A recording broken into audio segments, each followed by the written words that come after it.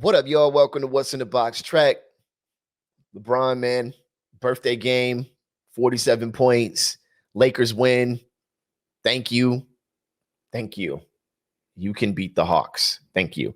The Lakers are 9-3 against teams that are below 500. Now, yesterday they were 8-4. So I think that stat is a rolling stat. So as a team moves into 500, etc. But either way, the Lakers are of below 500 teams. They're pretty good against their fellow below 500 teams. I don't know. It's not great in my opinion, but it's good. Like, you got to beat the teams you're supposed to beat. So if you look at this game statistically, look, these are two of the statistically worst 3-point shooting teams and two of the teams that shoot the least threes, which is crazy for the Hawks because they were top 5 last year. So I'd imagine that they're going to come out of this funk at some point. Maybe not this season, maybe next season. I'm not sure what's going on, but the Hawks are better than this. Check it out. Lakers win 130-121. The Lakers had 96 attempts to 101 attempts.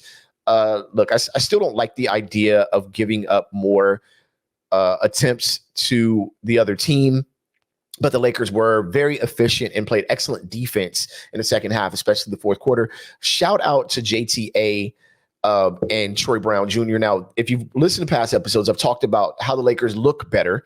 I don't have any statistics to back this. I know that I'm normally a statistics person, but I don't have any statistics to back this. But they looked better defensively when Troy Brown Jr. was on the floor. So I could forgive his lack of scoring. And I'm still the same way. I like them, as I like most teams, when they're 2 and 3 are bigger. Austin Reeves is having an incredible slump.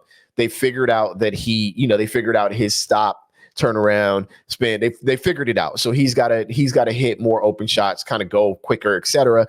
But I'm not bothered by him being replaced right now by JTA because I feel like defensively we need just that aggression at the 2 and the 3 spot, especially with Bron, not being the greatest defensive player, especially at the age of 38, right? Lakers shot 54%. That is excellent. I mean, especially when you consider Austin Reeves was 1 for 13. Lakers shot 54% while holding the Hawks to 47.5%. Now, old school heads is like me. Holding at 47.5 doesn't sound like, but the way that this game is being played over the last 5 plus 8 years, maybe 47% is excellent defense at this point. So there's that. The Lakers put up 32 threes. They shot 31%. The Hawks put up 38 threes. They shot about 30%. Again, I don't think the Lakers are a quote unquote bad 3-point shooting team. The numbers say that they are, so I guess I have to accept it. But it's also a volume thing, man. A lot of teams just keep shooting, right? They're just going to keep going. It's a 30% shot at best, a 35% shot on average. And most teams are just going to put up 40 of these, 45 of these and call it a day. The Lakers and conversely, the Hawks seem to kind of slow it down and try to get their points in the paint, which the Lakers are better than most teams at this point. So, you can see sort of how the difference in the game is based on what you do as a team, right? So the Lakers shot 88, or let's say 89% from the free throw line. That is much improved from last year. If you want to vomit, look at last year's free throw stats. Rebounds, the Lakers out-rebounded them in total 55-41. That's an excellent rebound percentage. And they tied in offensive rebounds, leading them to about a tie in second chance points, right? 16-18 as far as second chance points. Hawks win that battle.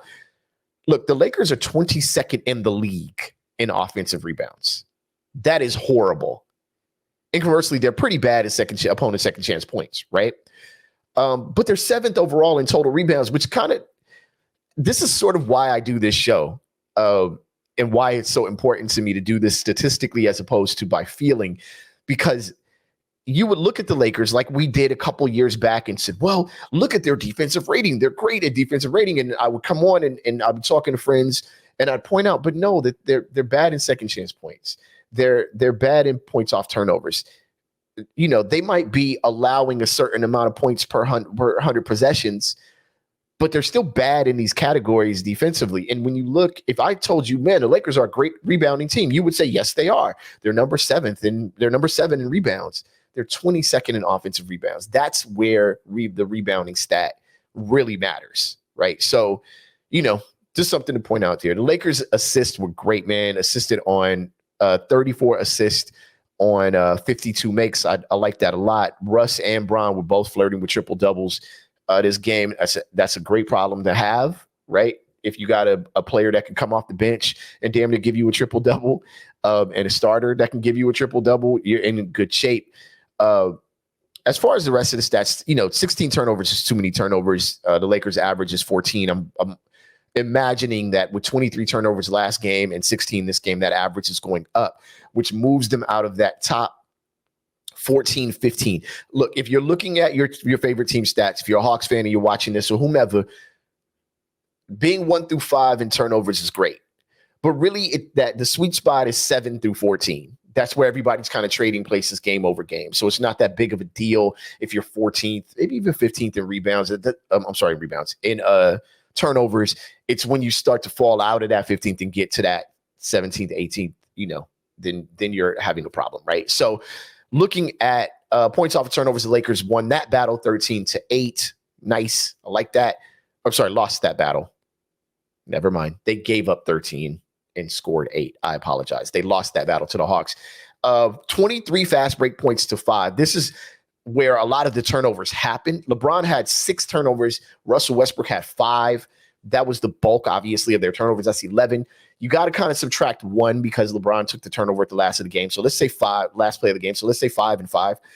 10 turnovers between 2 of your high possession players is not great. You can beat the Hawks like that. You're not going to beat a lot of teams like that. And because they're trying to force the run and force a lot of the action, this is where you're seeing these turnovers. LeBron had a couple of turnovers that were just really forced, incredibly forced. It was way out. And I believe like 90% of Russell Westbrook's turnovers are forced plays, which is why a lot of people don't like him. And that part I won't particularly argue with. I do like that he forces the action. I'd rather him be active and forceful than passive. If I see a Russell Westbrook game where he has 0 turnovers, but he was passive, I'm like, man, I'd almost rather you have 4 turnovers and be active. So 74 points in the paint. Thomas Bryant, 19 points, 17 rebounds, 8 for 10 from the field, 80% shooting. Wenyen Gabriel, 63% shooting from the field. Look, that paint, man, we had that handled tonight. No Clint Capella. So, I like that a lot. The story of the game for me here is that you should beat the Hawks, right? The Lakers should beat the Hawks. Just by talent alone, the Lakers should beat the Hawks. The Lakers play Charlotte on Monday.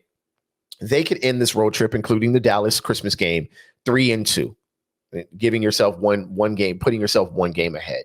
If I look now, I'm looking at the record. I told you I'll push the panic button when the Lakers are like 8 games or 5 to 8 games outside of the play-in. Right, Lakers right now are 2 losses outside of the play-in. The bottom of the barrel is pretty tough, though. When I look at this, if I'm being honest with you, look, let's look at the stat. Let's look at this really quickly. We got a couple minutes, really a minute. Starting from the 6th seed, you got the Dallas Mavericks, an excellent team. You got the Phoenix Suns, an excellent team. You got Portland. Portland doesn't scare me whatsoever. You got the Warriors, who we already know that the Warriors have the ability to turn it on. You got the Utah Jazz, who I think are playing well this year, and they're going to be hard to beat. So getting into that play-in, man, is not the easiest thing in the world. The Lakers right now are 15-21. Yuck. So a win against Charlotte would be optimal. It would be great. Period. Like there's really no other words for it.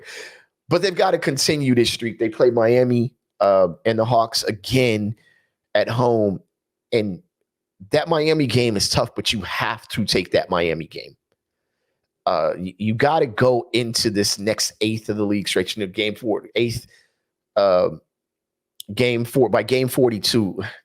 You've got to be at least 3 games below 500. Like that's where you need to be. So anyway, we'll keep an eye on it, man. You guys have an excellent new year. Be safe out there.